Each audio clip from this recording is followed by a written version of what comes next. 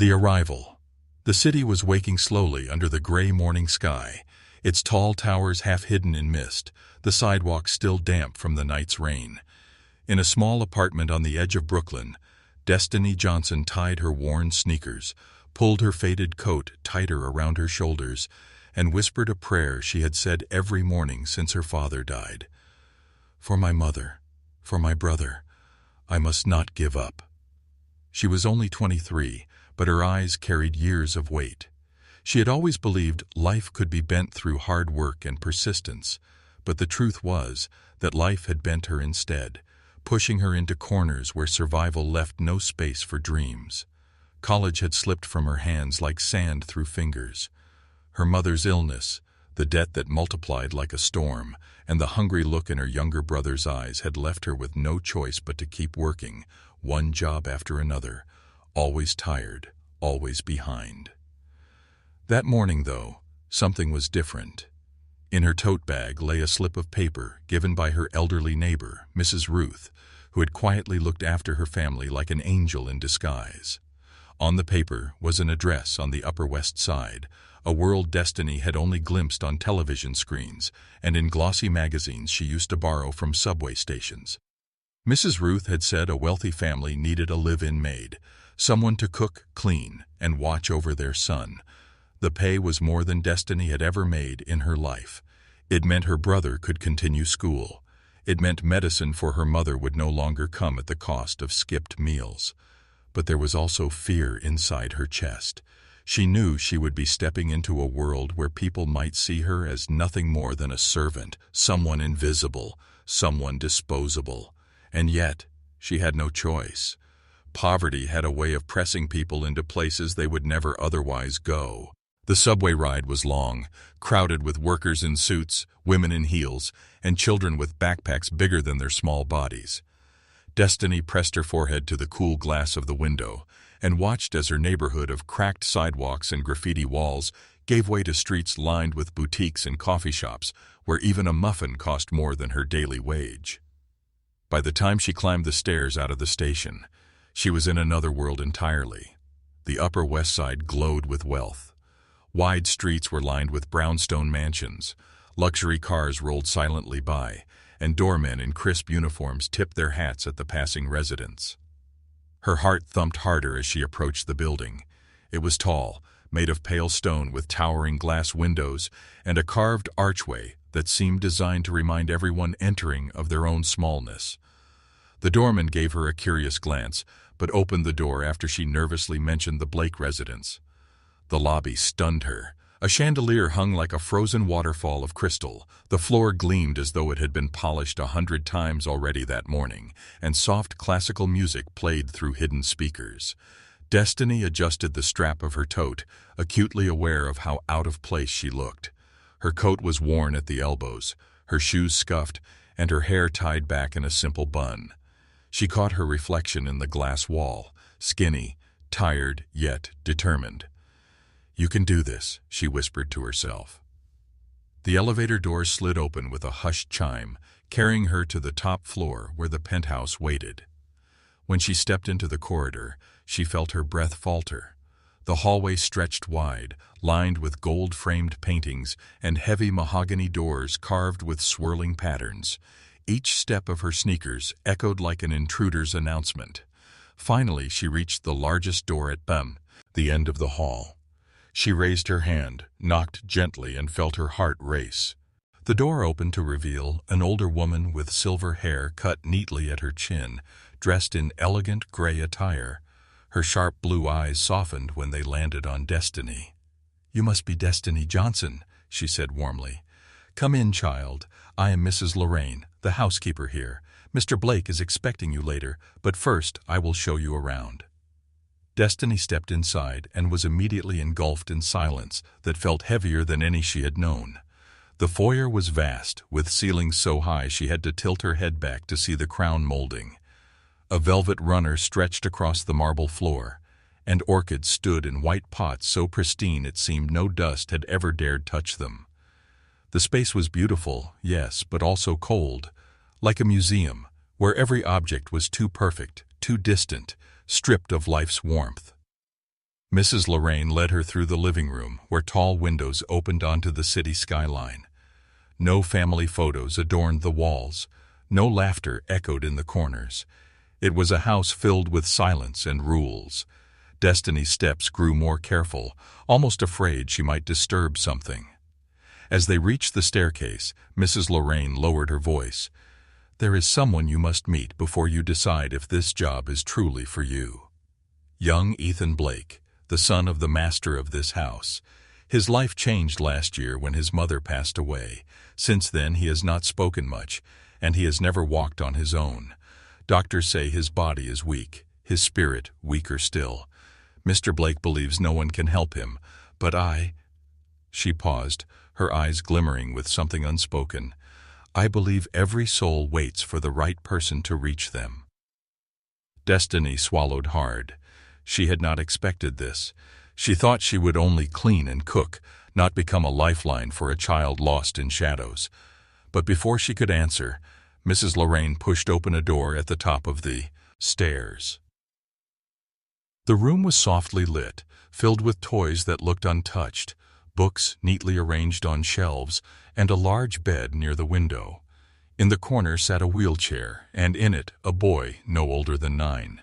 His hair was chestnut brown, falling slightly over his forehead, his skin pale from too many days indoors. His blue eyes lifted when the door opened, and for a moment, Destiny felt the weight of his gaze. It was not the gaze of a child curious about a new face. It was the gaze of someone who had seen too much sadness, too soon. Ethan did not speak. He only stared, his hands folded tightly in his lap. Destiny felt her throat tighten. She wanted to say something, anything, to ease the tension, but the words stuck. So instead, she smiled gently and whispered, "Hello, Ethan. My name is Destiny. I'm here to help, if you'll let me." He blinked, but gave no reply. Mrs. Lorraine sighed quietly and stepped back. "He doesn't open up easily," she explained. "Most days, he doesn't open up at all. But don't be discouraged." Destiny nodded, though doubt crept inside her. Could she really reach him when trained doctors, expensive therapists, and nurses had failed? She had no special degree, no official training. All she had was her heart, and the desperate need for this job. The day passed in tasks that seemed ordinary on the surface: polishing furniture, folding linens, preparing light meals. Yet underneath, Destiny felt a current of tension. At every turn, she caught sight of Ethan watching her from doorways, from his wheelchair, from the corner of rooms. He said nothing, but his eyes followed her, as if weighing her presence, testing her patience. When she sang softly while scrubbing the kitchen counters, she noticed his head tilt slightly, listening though he pretended not to. When she carried a tray of food to his room and placed it near him, she saw his fingers twitch as though he wanted to reach but pulled back. By evening, Destiny was exhausted, her body aching from the endless work, yet her heart restless. She leaned against the window of her small attic room, looking out at the sparkling skyline of the city, and wondered if she had made a mistake. She was not sure she could survive in this mansion of silence, with its rules and invisible walls. She missed her mother's voice, her brother's laughter, the messy warmth of her own home. But just as she was about to close her eyes, she heard something faint through the thin walls. A whisper, a fragile voice, almost like the echo of a dream.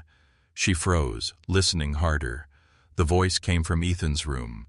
At first she thought it was a trick of her imagination, but then it came again, clearer, though still broken.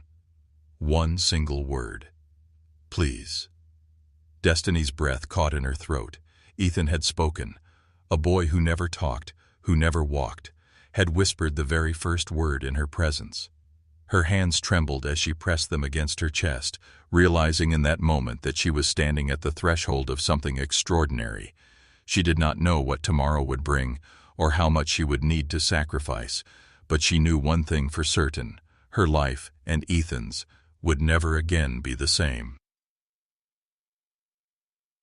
Breaking the silence. The next morning in the Blake mansion rose with the same polished rhythm it always had. Silence broken only by the quiet footsteps of staff moving like shadows through the grand halls. But for Destiny, the silence felt different now. After hearing Ethan's faint whisper the night before, her heart could not rest. She kept replaying that fragile word in her mind, please. It had not been loud nor clear, yet it carried a weight that shook her soul. It was not just sound, it was a cry hidden in darkness, a signal that beneath Ethan's quiet shell, life still waited to be touched. Destiny woke with determinate. Ion. She would not let that whisper die into nothing. She would hold on to it like a seed, small but powerful, that might one day break through the stone walls around this house. She began the day with her duties, cleaning the dining room, dusting the tall bookshelves, folding laundry with care, but her mind stayed on Ethan. Whenever she passed the wide staircase, she felt his presence, as though his quiet eyes were following her again. After lunch, when she was asked to bring a tray of food to his room, she felt her chest tighten. She carried the tray carefully, balancing the silver dishes, and entered his room without knocking, the way Mrs. Lorraine had instructed. Ethan sat in his wheelchair near the window, looking outward as though the city far below might someday give him an answer he could not find in his own home. "Good afternoon, Ethan," Destiny said softly, setting the tray on the small table beside him.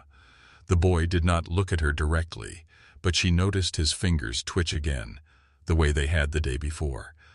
"I brought soup and some fresh bread. Mrs. Lorraine said it's your favorite."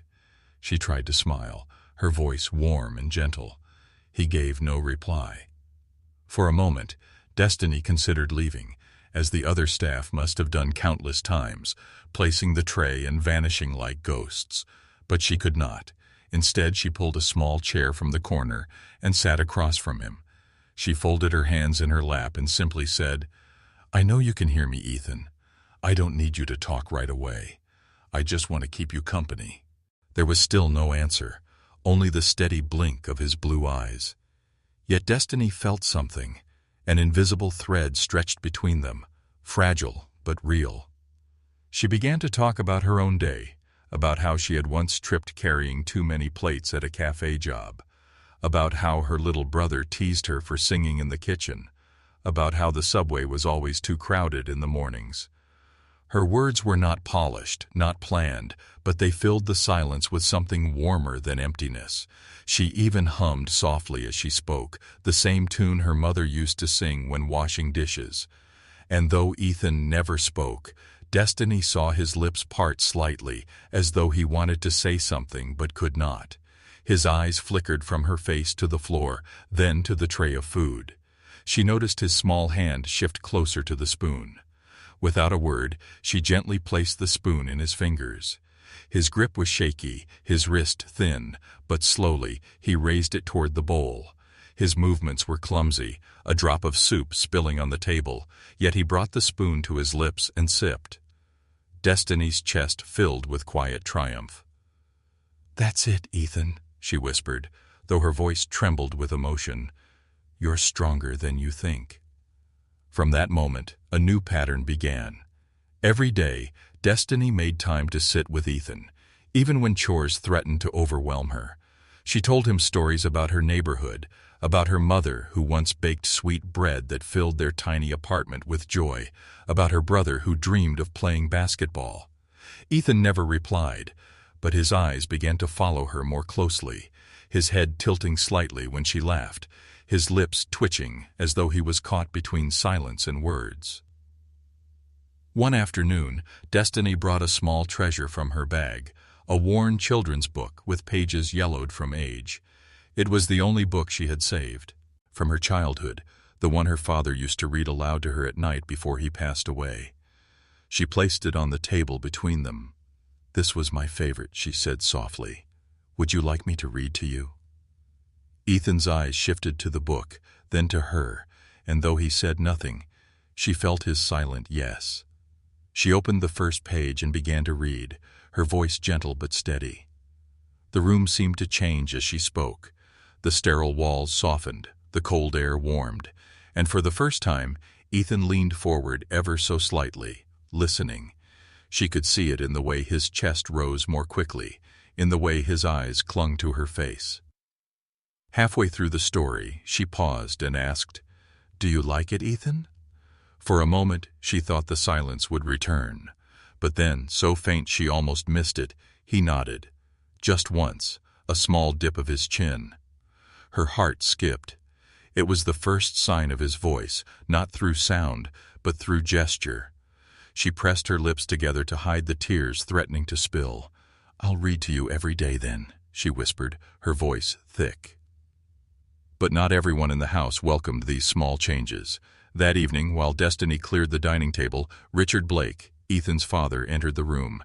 He was tall, dressed in another perfectly tailored suit, his sharp features and cold eyes making Destiny shrink inside. He sat at the head of the table, glancing briefly at the polished silverware before turning his gaze to her. "My mother tells me you spend a great deal of time with Ethan," he said flatly, his tone more accusation than observation. Destiny froze, unsure of how to respond. "I hired you to keep this house in order, not to indulge his imagination." His words struck like ice. Destiny forced herself to breathe before replying. "With respect, sir, I believe your son needs more than silence. He needs someone to see him, not just care for him. Today he nodded at me. He's trying." Richard's jaw tightened, his expression unreadable. "Doctors have told me for years not to expect change. His body is weak. His will is weaker. Do not fill his head with false hope, Miss Johnson. It will only make his pain worse." Her throat burned, but she held his gaze. "Maybe, sir. Or maybe he is waiting for someone to believe in him. Hope is not false if it makes him try." The silence between them grew sharp, until finally Richard turned his head away. "Be careful, Miss Johnson. My son has already suffered enough disappointment." Then he rose and left, his footsteps echoing down the hall. That night, Destiny returned to her small attic room, her chest tight with frustration. She thought of quitting, of leaving this cold house behind. But then she remembered Ethan's nod, the way his fingers had tightened on the spoon, the way his lips had almost moved to form words. Those small victories were more powerful than Richard Blake's coldness. Destiny knew she could not abandon Ethan now. The following days deepened the bond between them. She began to bring small things from outside. A leaf she picked on the way back from the store, a seashell she had kept since childhood, a song she remembered from church. Each item sparked a flicker of life in Ethan's eyes. He never spoke, but once, when she sang softly while dusting his shelves, she noticed his lips moving silently in rhythm, as if singing along without sound.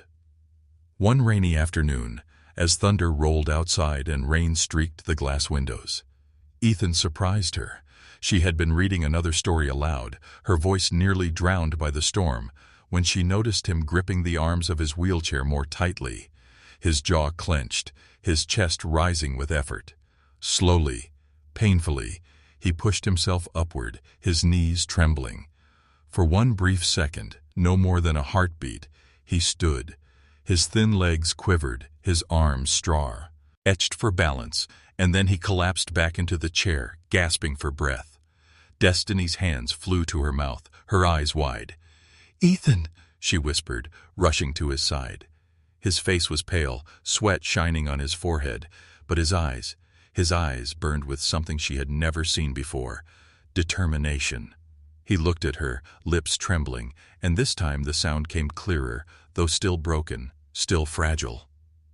"Help!" Destiny's whole body shook as tears blurred her vision. She knelt before him, holding his cold hands in hers. "I'm here, Ethan," she whispered. "I'll help you. I promise." In that moment, the storm outside seemed to roar louder, the thunder crashing as though the heavens themselves were bearing witness. A boy who had not walked in years, who had not spoken in months, had taken his first step toward life again, and Destiny knew this was only the beginning. The father's resistance. The storm outside had passed, but in the Blake mansion, another storm was beginning to build. one far quieter, yet no less fierce. After Ethan's trembling whisper and his brief attempt to stand, Destiny felt a fire burning within her. For the first time, she had seen not just a child bound to a wheelchair, but a boy reaching out from his prison of silence. She carried that image with her like a sacred flame, replaying it over and over in her heart. It gave her strength through the long hours of polishing silver, sweeping marble floors, and preparing meals in a kitchen that never smelled like family warmth. It gave her courage when she felt the weight of Mr. Blake's cold gaze, always assessing, always expecting failure. But it also made her cautious, for she knew the father was not ready to believe in miracles. Richard Blake had built his empire on certainty. Every number in his ledgers balanced, every deal calculated, every decision guided by control. When his wife died, leaving him alone with a son whose body would not obey him, Richard decided that hope itself was a cruel trick. He silenced it in his heart and replaced it with structure, rules, and money. He had tried doctors, therapists, specialists flown from every corner of the globe, but when nothing restored his boy, he buried hope beneath the granite of denial. To him, Ethan's weakness was a wound too deep to heal, a scar that would only bleed if pressed. That was why he frowned at Destiny's presence. Her warmth, her stories, her laughter, they were a threat to the perfect tomb he had built around his son. The clash came only a few days later. Destiny had been reading aloud in Ethan's room again, the boy's pale hands resting on the armrests of his chair, his eyes following her voice with quiet hunger. She noticed how his breathing changed when she reached the story's climax, how his lips pressed together as if fighting to hold back words. At one point, she set the book aside and leaned closer. "Ethan," she whispered, "I know it's hard, but I believe you can do more than anyone says. Even if it's just a small step, even if it's just one word at a time, I'll be here." It was then she felt a shadow fall across the room. She turned, startled, to see Richard Blake standing at the doorway. His expression was unreadable, but his eyes carried that sharp blade of disapproval. He stepped inside, his polished shoes clicking softly against the wooden floor, his presence filling the room with cold gravity. "What are you doing?" he asked, his voice even but heavy. Destiny stood quickly, her hands trembling against the hem of her apron. "I was only reading to him, sir." Richard's eyes moved to Ethan, then back to her. "Reading," he repeated slowly, as though the word itself was suspicious. "Miss Johnson, I appreciate your enthusiasm. But let us be clear. You were hired to maintain order, not to play nursemaid with fantasies." Destiny felt the sting of his tone, but something in her refused to step back. "With respect, Mr. Blake, Ethan listens when I read. He tries. Yesterday, he even—" She stopped herself, unsure whether to reveal what she had seen. Richard's gaze sharpened. "Yesterday? He what?" She swallowed. "He tried to stand. For a moment." The silence that followed was like a blade hanging in the air. Richard's face hardened, his jaw tightening as though he had bitten into stone. Then slowly, he shook his head. "No, you are mistaken. My son has not stood in years. You misread some clumsy movement, nothing more. Don't let your imagination invent progress where there is none." Destiny's chest ached with frustration. "I know what I saw. He whispered to me. He asked for help." Richard's eyes flared for the briefest second, and then narrowed again. "Enough," he said firmly. "Do not fill his head with false hope. I have watched so-called experts promise change before, and every time it ended with disappointment and tears. I will not have you do the same." Destiny clenched her fists, her voice trembling but strong. "Maybe they gave up too soon. Maybe they saw him as a case, not a child. But he's still here, still fighting, even if you don't see it." For a long moment, father and maid stood in silence, their wills colliding like unseen waves. Behind them, Ethan sat frozen, his eyes darting between the two. Richard finally turned away, his voice colder than before. "You may stay, Miss Johnson, but remember your place. This house does not run on dreams. It runs on order. If you forget that, you will not last long here." He left the room, his footsteps fading down the hall. Destiny's body sagged as though she had been holding her breath for hours. She turned to Ethan, who was staring at her with wide eyes. "Don't worry," she whispered, kneeling before him. "I'm not leaving you. No matter what your father says, I will not give up on you." That night, she lay awake in her small room, staring at the ceiling. Doubt crept in, whispering its cruel questions. Could she really help Ethan? Was she reckless to believe where even his own father did not? But then she remembered the fire in Ethan's eyes when he stood, the broken whisper of help, the way his fingers had gripped the chair as if refusing to fall completely. No, it was not fantasy. It was truth, and she would fight for it, even if it meant clashing with Richard Blake himself. The days that followed became a silent battle. Destiny continued to sit with Ethan, to read, to sing, to bring life into his still world. And slowly, small changes emerged. He began to nod more often, to blink deliberately when she asked questions, to let his fingers curl around objects he had once ignored. Once, when she set a seashell in his palm, he traced its ridges with fragile wonder, as though touching memory itself. Richard noticed these changes too, though he refused to admit it. More than once, Destiny caught him watching from a distance, standing just beyond the doorway, with his arms crossed, his expression unreadable. She sensed the war within him, the fear of hope against the evidence of his own eyes. But instead of encouragement, he grew stricter, warning Destiny not to spend too much time in Ethan's room, reminding her of her duties elsewhere, trying to smother her efforts beneath rules. Yet Ethan himself began to resist the silence. One afternoon, as Destiny read aloud, he suddenly reached for her sleeve, his hand trembling. She stopped, startled, and leaned closer. His lips moved. The sound was faint, broken, but it was there. "More," he whispered. Destiny's eyes filled with tears. She nodded quickly. "Of course, Ethan. I'll read as long as you want." And she did, her voice steady, even as her heart soared. But when Richard entered unexpectedly and heard his son's faint word, he froze. For the briefest moment, hope flashed across his face, but then he buried it under ice. He dismissed it as an accident, a trick of sound. He left without a word, his silence heavier than thunder. That evening, as Destiny cleared the library, Mrs. Lorraine approached her. The older woman's eyes softened as she whispered, "Don't let him break you, child.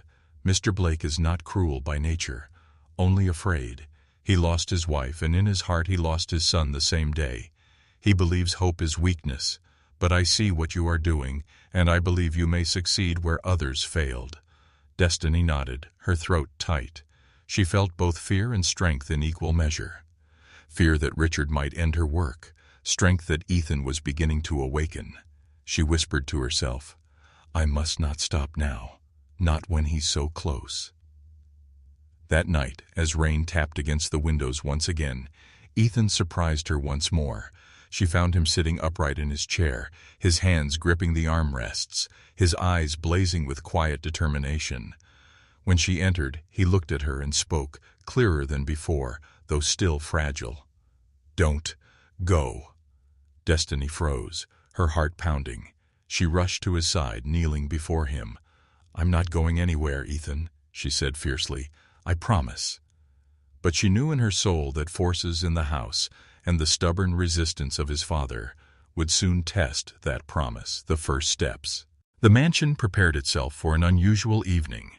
Richard Blake rarely opened his home for gatherings, but on that weekend he had invited a small group of business associates and family friends.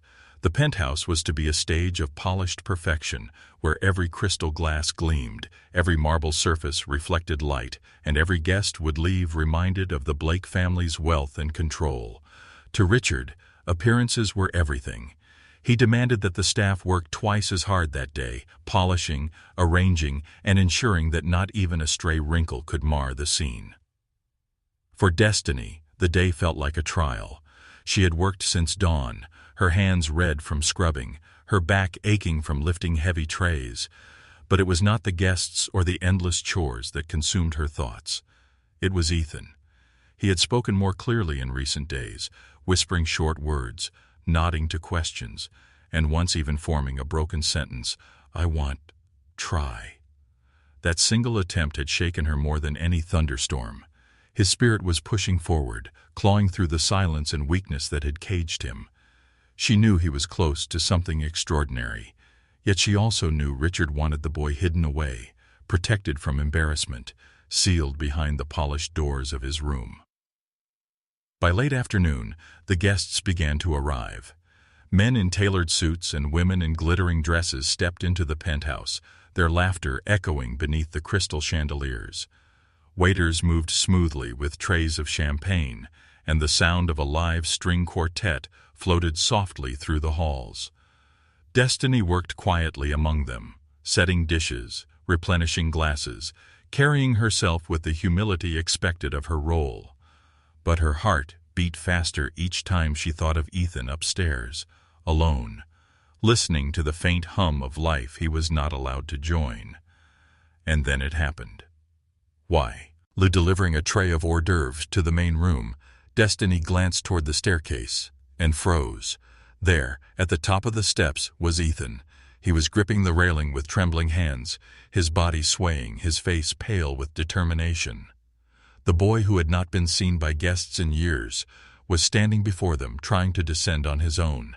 Gasps rippled through the crowd. Conversations halted, glasses lowered, and eyes widened in disbelief.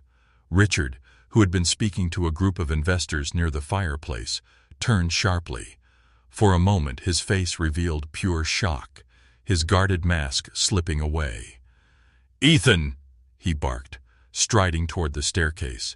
His voice was filled not with pride, but with fear, the kind that lashes out when control slips away. "What are you doing? Get back to your room at once." But Ethan did not retreat. His small body trembled, his legs weak beneath him, but his eyes locked onto Destiny's from across the room. She felt the unspoken plea in them, the same plea she had heard that stormy night when he whispered, "Help." Without thinking, she set her tray aside and moved toward the staircase, her own heart hammering. "I've got you," she whispered when she reached him, though the words were carried only between them. She placed her hand lightly beneath his arm, offering balance but not carrying his weight. For the first time, Ethan shifted his foot forward and lowered it to the step. Then another. His knees shook violently, but his jaw clenched with a will far stronger than his frail body. Step by step, he descended. The silence in the room grew heavy, every guest watching as though witnessing something impossible. Even the musicians stopped, their bows hanging in midair. Destiny's own breath caught as she felt Ethan's grip tighten, his body straining against gravity. Sweat glistened on his forehead, and yet he kept moving. By the time they reached the final step, the room was utterly still. Ethan's legs buckled, but before he could fall, Destiny steadied him. Together they stood in the center of the grand room, a fragile boy supported by a maid who refused to let him collapse. For a heartbeat, no one dared move. And then Ethan's lips parted. His voice, faint and cracked, reached through the silence. "I did it." The words shattered the stillness. Gasps turned to murmurs, murmurs to awe. A woman pressed her hand to her mouth, tears brimming in her eyes. A man whispered to another, "I thought he couldn't even stand." The disbelief rippled through them all. Richard, however, was frozen in place. His face was unreadable, caught between the weight of what he had just witnessed and the iron bars of his denial. Slowly he stepped forward, his eyes locked on his son. For the first time in years, Ethan looked directly at his father and did not look away. Destiny's chest tightened. She knew this was not just about steps. This was a battle between hope and fear, fought in the heart of a man who had buried too much. She braced herself, uncertain of what Richard would do. But before the father could speak, Ethan leaned slightly against Destiny and whispered again, louder than before, his voice trembling but clear enough for all to hear. "Don't send her away." The guests gasped once more, turning their eyes to Richard. Destiny's own breath hitched, tears stinging her eyes. Ethan had not only walked, he had chosen her, declared her as the one he trusted, in front of everyone. The weight of the moment pressed on Richard like a storm. His empire of denial cracked under the gaze of his son's courage and the shocked witnesses all around. But his pride, his fear, his need for control, they were not so easily surrendered. His jaw tightened, his chest rose with a sharp breath, and then, with deliberate, a calm, he turned to the guests. "My son is unwell," he said, his voice steady but strained. "Please, enjoy yourselves. The staff will take care of this." He motioned to a waiter, but no one moved. The guests remained frozen, unwilling to look away, unwilling to reduce what they had seen to nothing. The truth hung in the air, undeniable. Ethan had taken steps, spoken words, broken through silence, and all of it was because of the maid standing beside him. Destiny felt Ethan lean more heavily into her arm, his strength spent. She guided him back to the staircase, her heart breaking at the cold dismissal, but blazing with pride for the boy who had defied every wall around him. She whispered softly in his ear as she led him away. "You were incredible, Ethan. Don't let anyone take that away from you." When they reached his room and settled him back into the chair, Ethan's small hand reached for hers. His voice, faint but steady, carried the words that struck deeper than any she had heard. "Promise, you'll stay." Destiny pressed his hand to her chest, her eyes shining with tears. "I promise, Ethan. No matter what happens, I'll stay." But deep down, she knew her place in this house was under threat. Richard's silence at the bottom of the staircase was not surrender, it was a warning, and she feared that before long, the promise she had just made would be tested in ways she could not yet imagine. The trial of faith. Morning arrived as a pale ribbon of light across the penthouse windows, but the glow did not soften the air inside the Blake home. It only showed the dust of last night's shock still floating above every room. Even the glass looked touched by a hush, as if the chandelier remembered Ethan's trembling voice, and the marble stair carried the echo of a boy's fragile steps. Yet the energy in the house turned from wonder to something harder, more brittle, because wonder threatens whatever is built on control, and control is what Richard Blake understood best. By 9 o'clock, the staff was already whispering in cautious tones, trays clinking a bit too loudly, eyes darting toward the stairs then back to their work. A guest from last night had sent flowers with a card that said, "To courage, small but bright." And even that simple message felt like a stone tossed into a still lake. It rippled into places where it was not welcome. The ripples found fear, then pride, then envy. By 10, a story had begun to form in the quiet corners that Destiny walked through with her apron smoothed and her head held high. Some said she had pushed the boy too far. Some said she had tricked him. Some said she had staged the moment for attention. No one who said these things had been close to the staircase, and none had seen the way Ethan's knuckles turned white on the rail, how he kept moving because he wanted to, not because he was carried. But rumors do not need truth to grow. They only need air, and there was too much air in a house this large. Destiny felt the change before she heard a word of it. The warmth that had begun to gather around her work cooled. The smiles from certain staff thinned into polite lines. The butler, Mr. Hartley, who always spoke with a measured kindness, started speaking through reminders. "The silver in the west cabinet needs a second polish. The crystal should be washed by hand, not machine. Please be certain the library is returned to perfect order." The way he looked past her shoulder told her he was also being watched. Above the staff, the quiet was longer, heavier. Mrs. Lorraine moved with her usual grace, but a crease had set in at the edge of her calm eyes. When she caught Destiny alone in the pantry, she only touched her wrist and whispered, "Stand steady, child. The wind is up." Destiny nodded and held her breath, and thought of Ethan's voice, "Don't send her away." 4 words that had split the room and stitched themselves into her heart. The memory of that small voice was the thread she pulled tight now, so she could keep her hands from shaking while she folded linen after linen into perfect squares. By noon, a visitor came who carried the smell of hospitals and the tone of certainty. Dr. Allen had been the therapist of record for Ethan for over a year. He had a gentle face that somehow made his disappointment sharper, and he spoke in low clinical phrases that people called compassionate because they did not want to argue with his calm. He greeted Richard with a firm handshake and Destiny with a thin nod that cut like paper. He asked to see Ethan and then asked to see the footage from last night. Yes, there were cameras in the main room, and yes, they caught the boy on the staircase. Yes, the camera saw Destiny reach him and place a hand beneath his arm. But the heart of the moment could not be captured by a lens. Lenses do not record the way a spirit reaches for life. They record only frames and distance and angles. Dr. Allen watched in silence and then lowered his eyes politely and said the words that fell like stones. Unstructured interventions can create dangerous expectations. A fall on stairs could cause a fracture or a head injury. I recommend we return to protocol and limit uncontrolled contact. Reach him. Ard listened without blinking, and in his stillness, Destiny could feel the door closing, not because anyone had proven her wrong, but because a language of risk had drowned the sound of hope. The conversation that followed in the study carried the shape of a trial. Only one side had a microphone. Dr. Allen listed frameworks and schedules and measures. He spoke of liability and safety and proper channels for progress.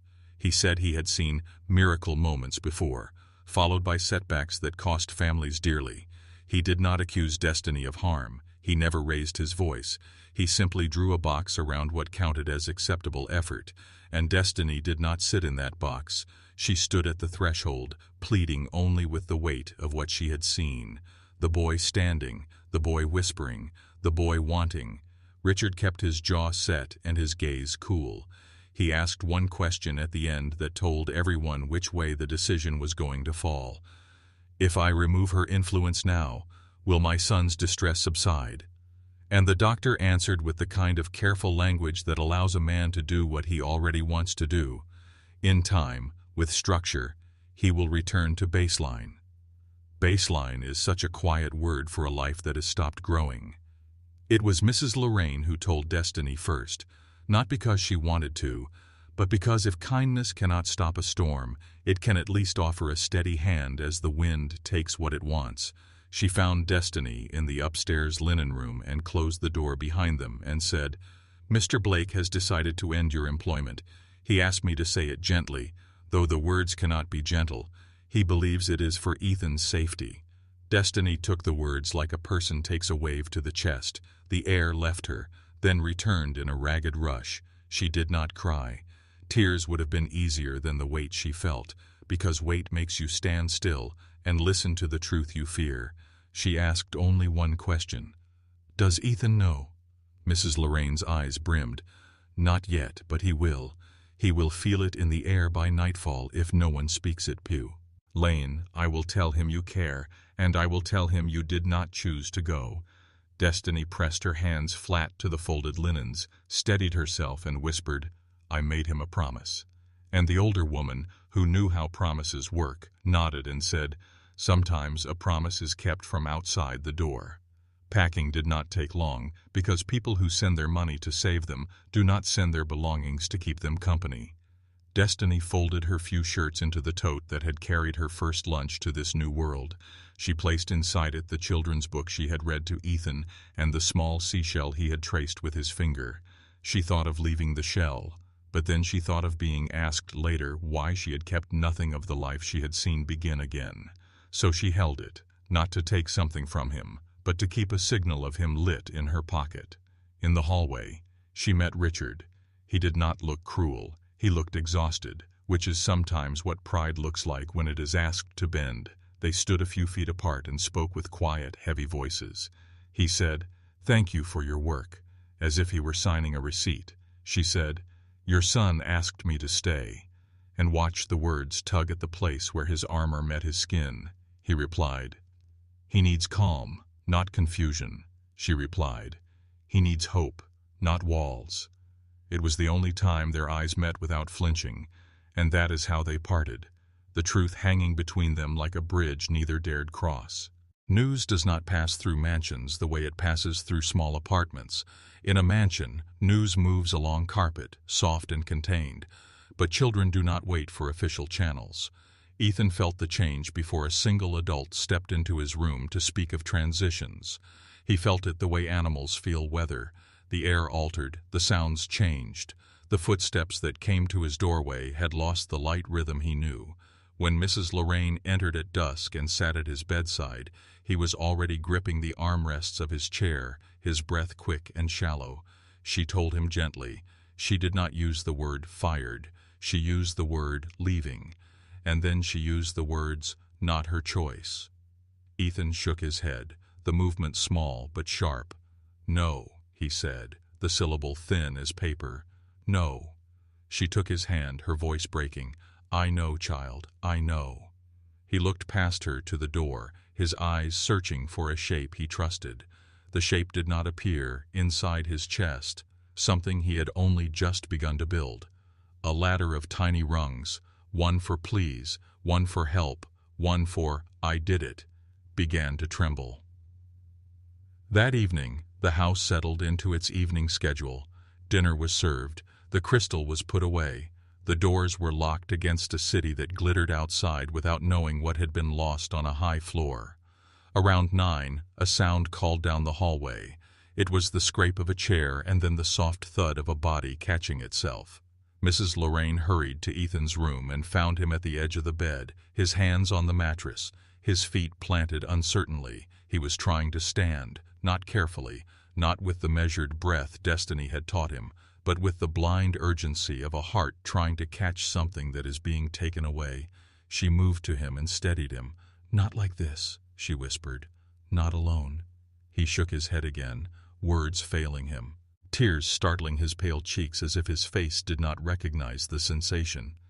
"Des," he tried, the rest of her name buried in a rush of breath. He slumped back into the chair finally, spent, and stared at the doorway as if staring could bring someone through it. Destiny rode the subway home with her tote on her lap, and her will wrapped around her like a thin blanket against a cold she could not keep out. She stepped out into the familiar block where the streetlight always flickered, climbed the stairs that always creaked, and opened the door to the small apartment that smelled like the good kind of tired. Her mother was dozing in an armchair, her brother at the table with a workbook open. He looked up and saw in her face that something had ended, and he stood and put his arms around her without asking, because sometimes the strongest kindness is to give a person a place to be held while they are not ready to speak. She did speak eventually. She told the truth simply. She did not make a villain where there was only fear. She said, "He walked, and they got scared, and they said I had to go." Her mother listened with the slow nod of a woman who has watched life take and give and take again. Then her mother said a sentence that settled on Destiny's shoulders like a hand that blesses. "If he stood once, he will stand again.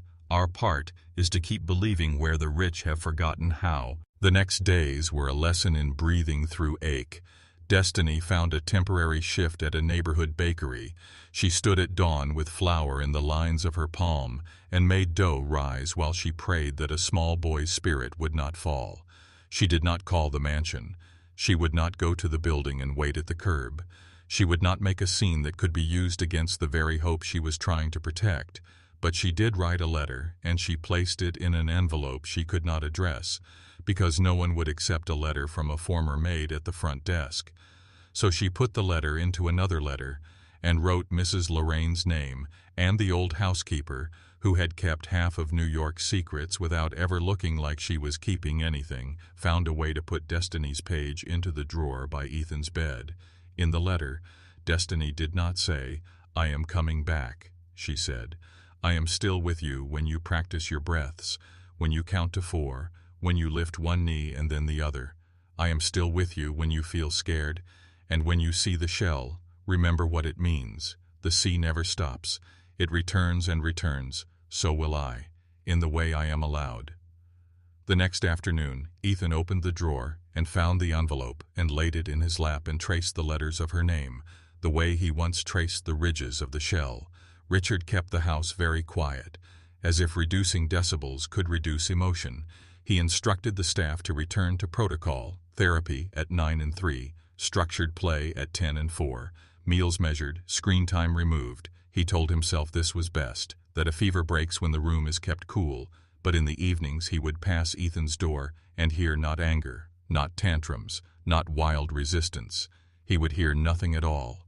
And for a man who believed for so long that silence equaled safety, this nothing began to frighten him more than any outburst would have. He watched his son's face retreat day by day into a careful stillness. The spark that had flickered in those blue eyes after the staircase scene dimmed to ash. Dr. Allen spoke in follow-up meetings about adjustment periods, about stabilizing, about not reading too much into transient behaviors. He used the phrase, return to baseline again, and Richard nodded and signed and scheduled. But at night he stopped sleeping well, not because a child was crying in the next room, but because a child had stopped calling anything by name. On the third night, just after 2 in the morning, the monitors that had been installed for safety pinged a soft alert in the hallway. A caregiver on the night shift walked in and found Ethan hunched forward in his chair, not in danger, but not well. A bowl of dinner untouched on the tray, the water glass still full, his lips dry, his skin cool, his eyes fixed on the doorway as if doors existed to keep out the only person he wanted to come in. The caregiver spoke gently, coaxed him, begged him to sip, to swallow, to answer. He did not refuse with a loud no. He refused with a drift, the way a tide goes out without asking permission. The on-call pediatrician came and spoke of stress responses and appetite suppression and the importance of favorites, but the favorite was not a food or a toy, it was a voice. Mrs. Lorraine stood by, steady as always, and for the first time in months she turned to Richard and said something without cushioning it. "Sir, it is not my place, but it is my duty. You must call her, not for permanency yet, for presence. Let the boy hear the note he climbs by. Then make your decisions." Fear can harden or fear can crack. Sometimes it does both in the same day. Richard stood in the doorway of his son's room and looked at the boy who had his mother's mouth and his father's stubborn brow. He saw the small, moving details he had trained himself to look past. The faint tremor in the left hand when anxiety rose. The way the right foot slid forward when resolve gathered. He saw that neither tremor nor slide had moved in 36 hours, which meant not only hunger, it meant surrender. Something in him broke then that money could not repair. He did not make a speech. He did not call a meeting. He picked up his phone with hands that made almost no sound and scrolled to a number he had never saved because saving it would have meant admitting a debt. He typed out a message and erased it twice, pride trying to breathe. Then he pressed the call button and listened to the ring, crossed the distance to Brooklyn. Destiny woke to the sound without knowing what it was. For one soft second, the ring was not the bakery, not her brother's school, not her mother's clinic. It was a number with no name. She almost let it go to silence, but something in her chest said, "Answer." She answered with a voice that was small because the hour was late, and because she had taught herself not to hope after midnight. He did not say hello in the usual way. He said, "It's Richard," as if the name itself were a confession. Then he said nothing for a long beat. Then he said, "He is not eating." And then he said the words that mattered. He said your name, only the first part, and then he stopped.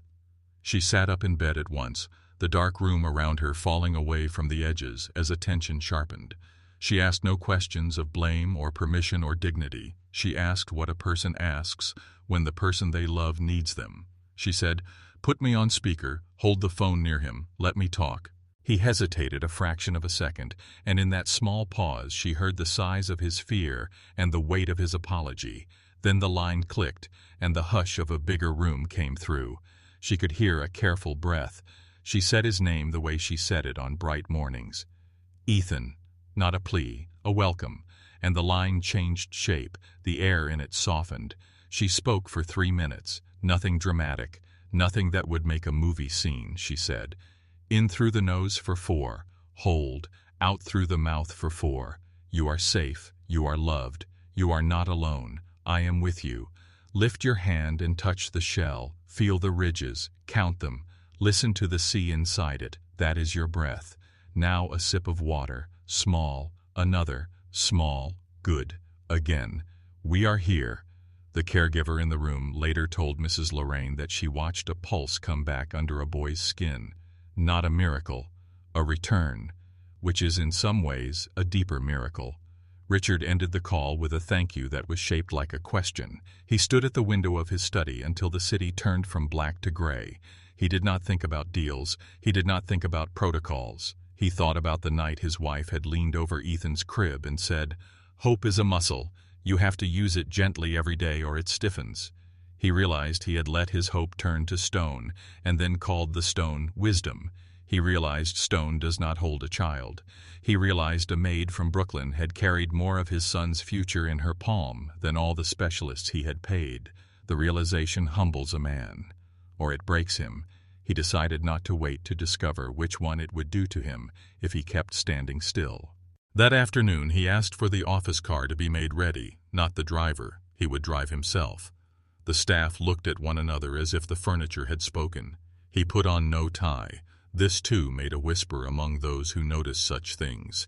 He passed Ethan's doorway and said, "I will be back." And the boy, who had finally sipped and swallowed and closed his eyes for a short sleep, did not open them, but he moved his right foot forward. That small sign he gave only when he wanted to go somewhere, and Richard took it as the instruction it was. Outside, the sky was the kind of pale that makes the city look like a photograph from long ago. The traffic moved with its usual music of horns and urgency. He did not hear any of it. He drove across town and into Brooklyn, past shops that he had never noticed from behind tinted glass, past a park where teenagers practiced layups on a crooked rim, past a church whose doors always seemed open. He followed the directions on a crumpled note he had written with the address Mrs. Lorraine had found in an old file, and then he parked the car near a building whose paint kept flaking at the same place, no matter how often the landlord covered it. Destiny was doing laundry when the knock came. The washing machine thumped like a heart, learning a new rhythm. Her brother was reading on the couch. Her mother slept with a light blanket pulled to her chin. The knock was not loud. It was careful, which is how people knock when they are not sure they have the right to be at the door. She wiped her hands on a towel and walked to the door, and for a second she did not open it, because she suddenly understood that everything on the other side would change whatever she was holding together on this side. Then she breathed. Hope is a muscle, she remembered, and turned the knob. She did not need words to recognize the expression on the face before her. It was the look of a man who has held more than he can carry and is ready to put down the thing that is breaking him. Richard stood there without a suit jacket, without the steel in his spine he wore like armor, his eyes tired, his voice not yet formed. Behind him, the city kept breathing. The hallway smelled like someone's dinner 2 doors down, and it all felt so human that Destiny's fear fell away and left only the person she was when she first whispered hello to a boy in a wheelchair. She waited, the way you wait for a truth to find its voice. He did not make a speech. He did not explain his decision in a paragraph about safety and structures. He said one word that was not a command, not a contract, not a conclusion. He said the word that had started the turning weeks ago in a smaller voice down a different hallway. He said, "Please." And the story held its breath between the hall and the apartment, not because there was drama to be staged, but because the hardest doors to open are the ones inside the chest, the ones that do not respond to keys, only to humility. And as the evening gathered itself gently along the skyline, as the flower from the morning still made soft maps on Destiny's knuckles, as Ethan slept with a seashell in his palm on the other side of the city, the space between a decision and an action narrowed to a single step, then less than a step, a lean toward yes, which is how returns begin, not with trumpets, but with the quiet that comes just before a person nods. The return. The word please hung in the doorway like a fragile lantern, fragile but bright enough to cast a light into every corner of Destiny's heart. Richard Blake, a man who once measured value in contracts and balance sheets, had brought himself to the narrow hallway of a Brooklyn apartment and set down the only shield he had ever known, his pride. Destiny stood still, her hand still on the edge of the door, her breath caught between surprise and the memory of a promise she had whispered to Ethan. She remembered his small voice pleading, "Don't send her away." Now here stood the father who had sent her away, asking her to return not with a command, but with humility. Destiny stepped aside, letting Richard enter the modest apartment. The contrast between his tailored figure and the threadbare furnishings was almost painful to see. Her younger brother sat silently at the table, his wide eyes flickering between the man and his sister, while her mother shifted slightly in her chair, opening her weary eyes just enough to understand that something heavy had entered the room. Richard did not look down on any of it. For once, he seemed stripped of judgment. He remained standing, as though he did not deserve to sit, until he had said what he came to say.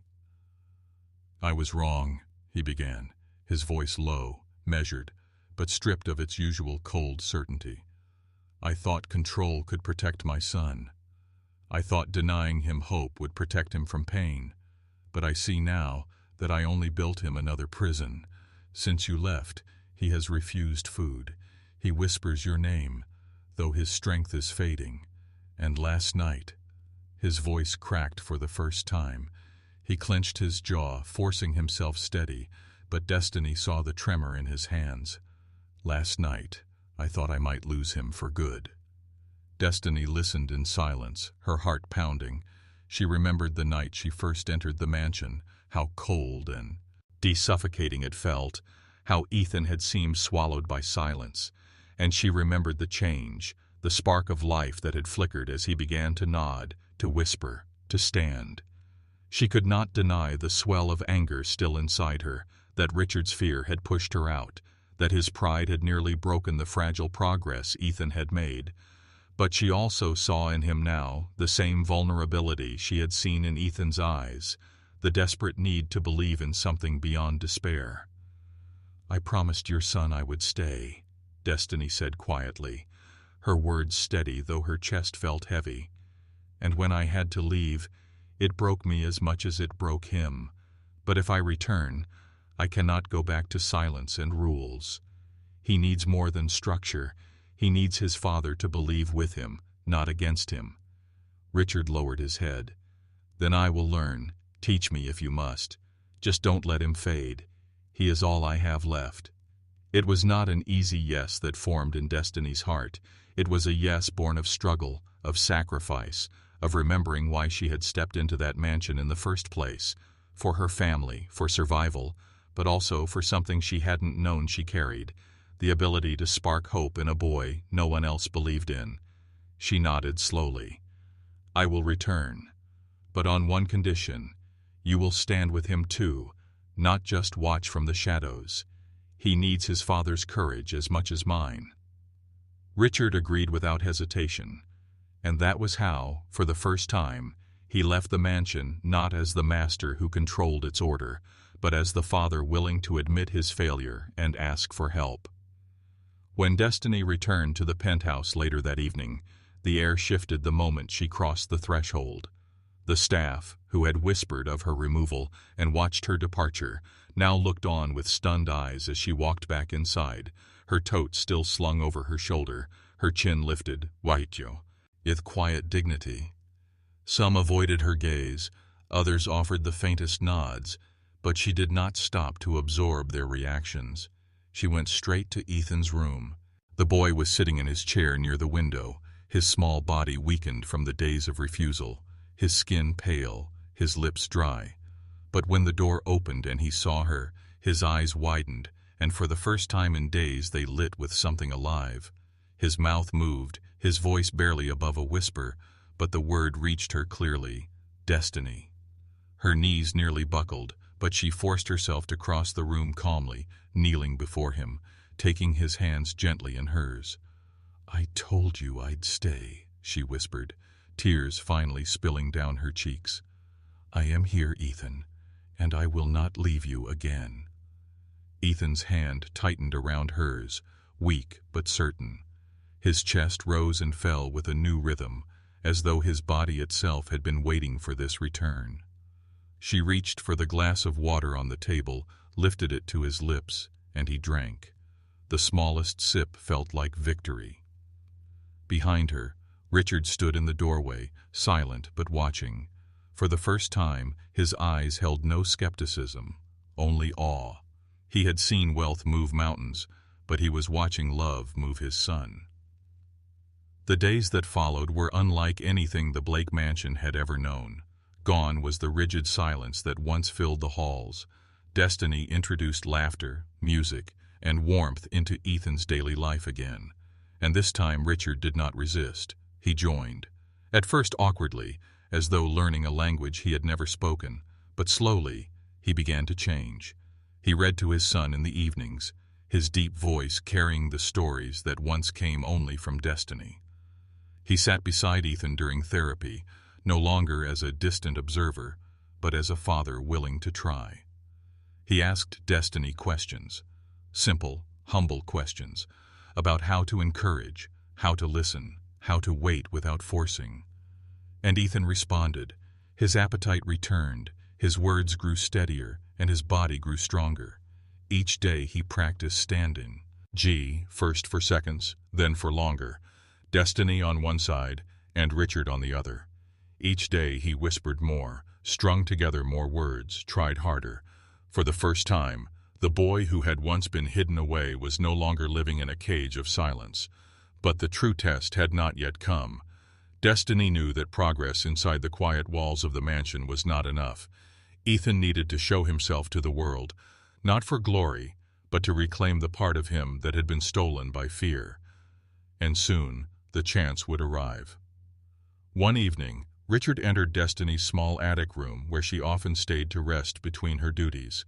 He carried none of his usual stiffness, only a folder of invitations in his hand. "There is a charity gala next week," he said slowly. "It is for children with disabilities. We have always donated money, but Ethan has never attended. I thought, perhaps it is time." Destiny looked at him, her heart racing. "You mean for Ethan to go? In public?" Richard nodded, his jaw tight but his eyes steady.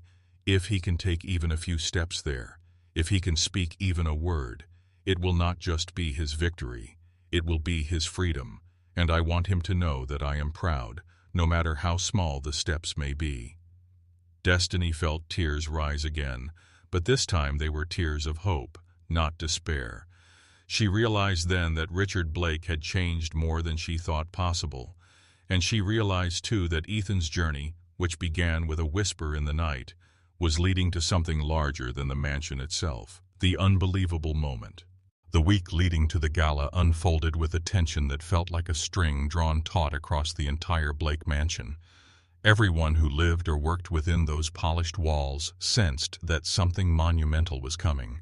It wasn't just another social function or an evening of handshakes and champagne flutes. For Ethan, it was the moment that would decide whether his whispers, nods, and trembling steps inside the safety of his home could grow into something larger, something visible to the world. For Destiny, it was the test of her promise, the proof that her belief in him had been more than defiance against silence. For Richard, it was a reckoning, to show his son not as a secret to be hidden, but as a life to be honored. Every day in that final week, Destiny worked with Ethan not only on the physical strain of standing and stepping, but on the courage of facing eyes that would watch and judge. She had him practice breathing exercises. She read him stories with lines about heroes who fell but stood again. She placed the seashell in his palm and told him, "Every ripple in the sea is a step. It doesn't matter if the wave is small. What matters is that it keeps moving." Ethan absorbed her words with a seriousness far beyond his years, his thin fingers gripping hers as though to draw strength directly from her skin.